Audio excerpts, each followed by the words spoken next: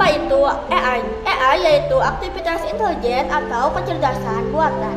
Adalah teknologi yang memungkinkan komputer atau mesin untuk meniru kemampuan untuk belajar dari data, bernalar, memecahkan masalah, dan memahami bahasa.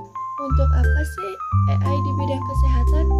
Kecerdasan buatan atau AI sangat dibutuhkan dalam bidang kesehatan untuk meningkatkan akurasi diagnosis, mempercepat penemuan obat, dan meringankan beban kerja tenaga medis. Teknologi ini menjadi solusi vital dalam menghadapi lonjakan data klinis dan tantangan kekurangan jumlah dokter di berbagai daerah. Contoh dalam bidang kesehatan, yang pertama profesi tenaga kesehatan. Tenaga medis seperti dokter umum, dokter gigi, dokter spesialis seperti spesialis jantung, anak, dan bedah. Tenaga keperawatan dan kebidanan, perawat klinis, perawat bedah, dan bidan yang membantu proses persalinan.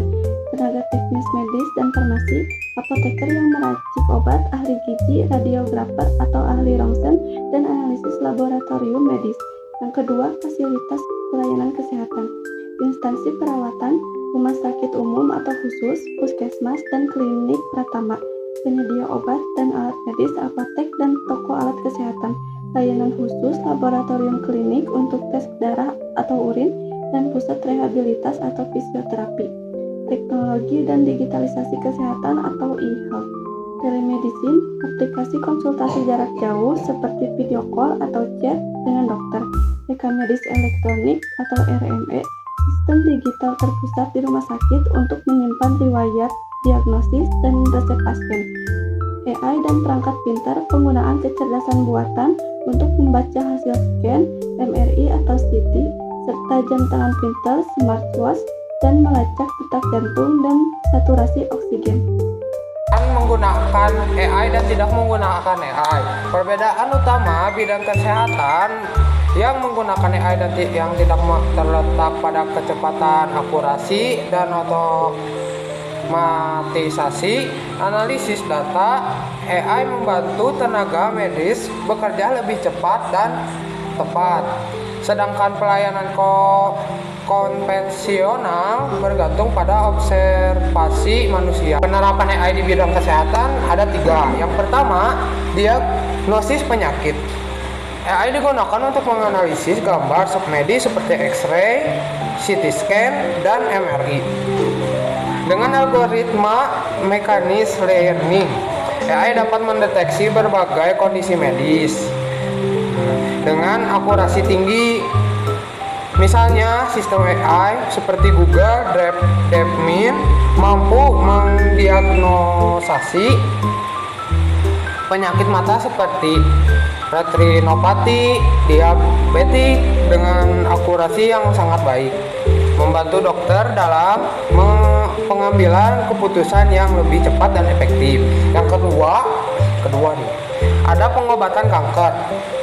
AI berperan dalam pengobatan kanker melalui terapi gen, di mana teknologi ini digunakan untuk mengedit DNA sel kanker atau meningkatkan sistem kekebalan tubuh. Dengan bantuan AI, para ahli dapat merancang terapi yang lebih efektif dan tepat sasaran. Yang ketiga ada robot bedah. Robot bedah seperti robot Da Vinci menggunakan AI untuk melakukan operasi dengan presisi tinggi. Teknologi ini memungkinkan dokter untuk melakukan prosedur yang rumit yang lebih aman dan efektif, serta memberikan informasi langsung tentang kondisi pasien selama operasi. AI beroperasi demi kepentingan masyarakat, yaitu ada 6. Yang pertama, melindungi otonomi. Yang kedua, mendorong keselamatan dan kesejahteraan manusia.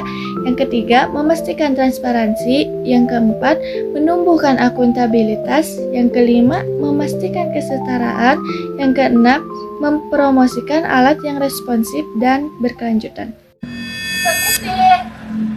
Ya. Mau ngambil voucher? Boleh, voucher yang mana? Voucher Indosat yang 5 giga. Ini ya.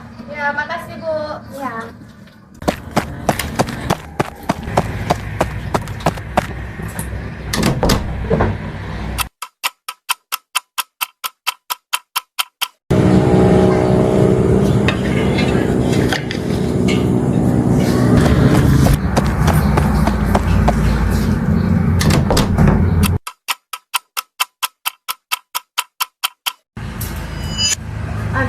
kenapa ya aku akhir-akhir ini sering banget sakit perut. Aku mau periksa ke dokter tapi udah mau malam. Apa aku chat aja GPT ya? Biar nanti bisa tahu aku kenapa bisa sakit perut dari tadi.